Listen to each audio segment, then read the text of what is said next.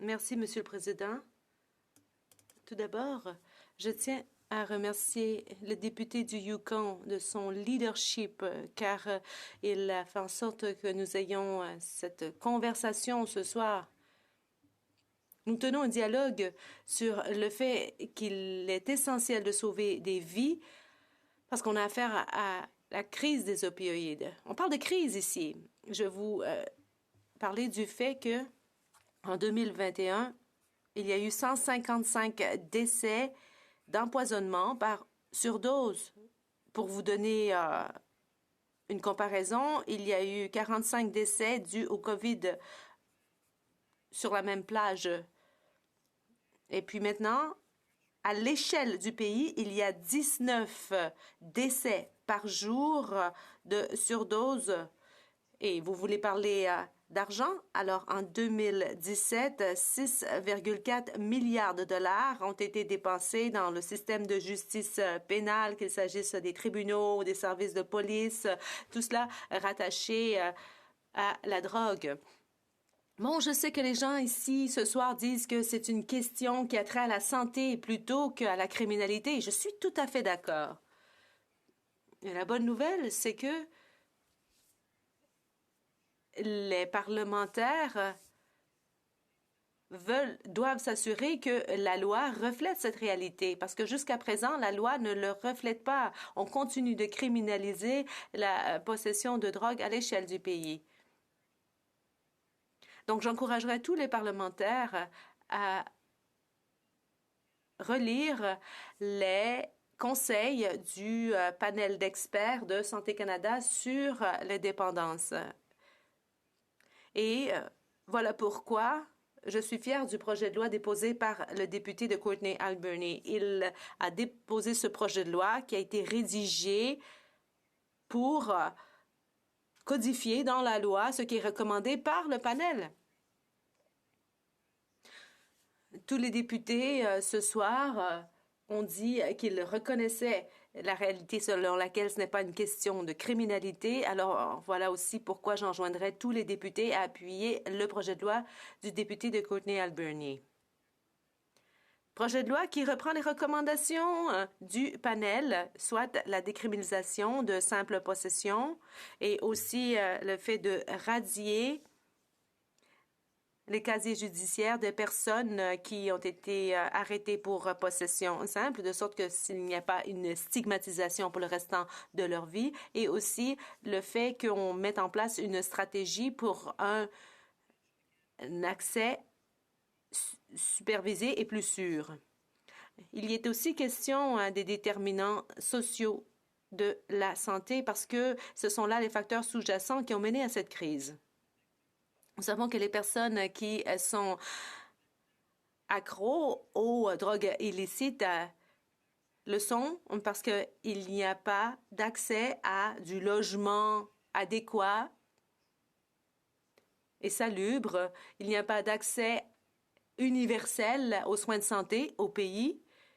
Et ainsi que, bon, je vois qu'il ne me reste plus beaucoup de temps, alors j'aimerais citer ce qu'un intervenant de première ligne a dit. Elle habite dans la région de Waterloo. Alice a dit ceci, et cette personne travaille avec des gens qui, tous les jours, sont avec des personnes vulnérables, et elle travaille aux premières lignes. Voici ce qu'elle a dit.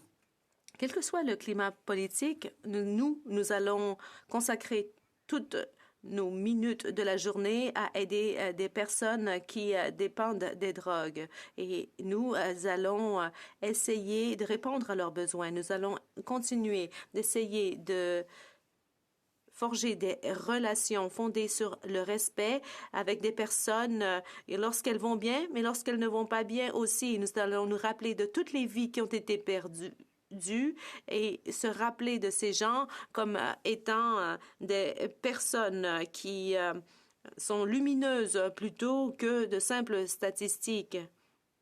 Nous allons fièrement déclarer à quiconque nous écoute et même à ceux qui ne nous écoutent pas que même si vous consommez de la drogue, vous êtes bienvenus dans notre milieu, plutôt que ce qui a été dit depuis de nombreuses années. Merci. Le député de Sherbrooke. Thank you, Mr. Speaker, and I thank the colleague for... Merci, Monsieur le Président. Je remercie mon collègue de son discours. Il a dit qu'il y a beaucoup d'argent qui est investi dans le système de justice pénale, mais nous avons produit des projets de loi qui, entre autres, feront en sorte que les policiers ne réagissent ne, puissent procéder par voie de déjudiciarisation lorsqu'il s'agit de simple possession de drogue, entre autres infractions. Le député est-il d'accord avec ce processus? Le député de Kitchener Centre. Merci, Monsieur le Président. Je remercie la députée de sa question. Oui, je suis d'accord. Il faut reconnaître que les peines minimales obligatoires,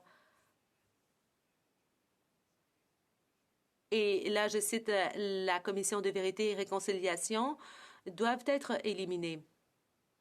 J'encouragerai donc son parti à aller plus loin sur la voie législative pour respecter l'appel à l'action de la Commission. Questions et observations. Le député de Sherwood Park, Fort Saskatchewan. Merci, Monsieur le Président. Bon, j'aimerais revenir sur le fait que le député a parlé de dignité humaine. Les personnes qui souffrent de dépendance aux drogues ont besoin de soins, d'empathie et d'amour. Il y a pas mal de députés d'en face, dont ce député qui avance la décriminalisation, entre autres, comme solution, mais on ne tient pas compte du fait que, dans le contexte canadien, nous avons des lois assez libérales en matière de drogue.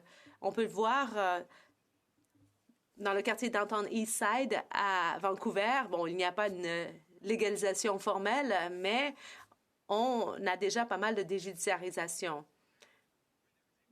Dans un contexte où il y a une décriminalisation pratique et effective, il y a quand même beaucoup de surdoses. Bon, je suis d'accord avec ce que le député avance, mais j'aimerais qu'il nous explique pourquoi, d'après lui, une libéralisation accrue permettrait de régler un problème alors que ça n'a pas fonctionné jusqu'à présent. Le député, bon, d'après le ton employé par mon collègue, j'ai l'impression qu'il pose la question par pure curiosité. Et moi, je me fie aux conseils d'experts qui ont été donnés et il s'agit du groupe de travail sur les dépendances et ce groupe de travail a indiqué que non seulement nous devons nous détourner de la criminalisation, mais aussi par le biais de d'autres recommandations. Il est indiqué que non seulement cela permet de sauver des vies, mais cela permet de mieux s'occuper des Canadiens à l'échelle du pays. Représenter tous les partis dans la période de questions, trying to make sure everybody's fitting in here. The honourable member. L'honorable député de Longueuil-Saint-Hubert. Merci, Monsieur le Président. Bon, Attention, tu as coupé un petit peu, je pense que c'est l'Internet qui ne fonctionne pas bien. Tu peux recommencer ta question. Est-ce que vous m'entendez bien, Monsieur le Président? Oui, c'est mieux. OK, merci beaucoup. Alors, merci à mon collègue. Oui, bon, on a parlé quand même de beaucoup de choses ce soir. Moi, j'ai retenu 4 idées, en fait. La déjudiciarisation, excusez-moi, il est un peu tard. L'augmentation des transferts en santé, parce que la santé, c'est provincial. L'augmentation des investissements en logement social, parce que le fédéral s'est désinvesti depuis 30 ans, et une pérennisation des investissements en itinérance. J'aimerais ça que mon collègue me donne sa priorité dans les 4 que je viens de nommer pour faire face à la crise qu'on voit en ce moment. L'honorable député de Kitchener Centre. Guy Saint-Hubert, mon priorité, c'est le projet de loi qui est ici à la Chambre pour nous. Et c'est le projet de loi 216 qui donne à nous un complément de... I'll switch to English to make sure I get it right. Je vais passer à l'anglais. On veut avoir un ensemble de politiques. On ne veut pas choisir l'un ou l'autre. On veut avoir un projet de loi qui nous donne tous les outils dont on a besoin. L'honorable député de South Okanagan. Merci, je veux remercier mon collègue pour son discours. Je veux parler de certains des obstacles auxquels font face les gens. Quand je parle avec certains des gens qui ont des problèmes de dépendance dans ma circonscription, l'une des choses qui constitue le plus grave obstacle, c'est la stigmatisation que les gens ont envers les gens qui souffrent de dépendance. J'ai discuté avec le consul général du Portugal l'été dernier et on a parlé longuement de l'expérience de son pays avec cela. Lorsque le Portugal a légalisé la possession simple, il y a eu une grande réduction de la stigmatisation. Les gens sont encore vus comme des criminels, mais en fait, le problème, c'est que ce sont des gens qui sont malades. Une réponse courte pour 30 secondes, s'il vous plaît, du député du Kitchener Centre. Il nous faut du soutien, pas de la stigmatisation, et il nous faut reconnaître que cela fait partie d'un cercle vicieux. La stigmatisation, c'est la raison pour laquelle il nous faut parler à la déjudiciarisation. C'est l'un des 5 défis auxquels on fait référence ce groupe de travail sur la dépendance. Reprise du débat.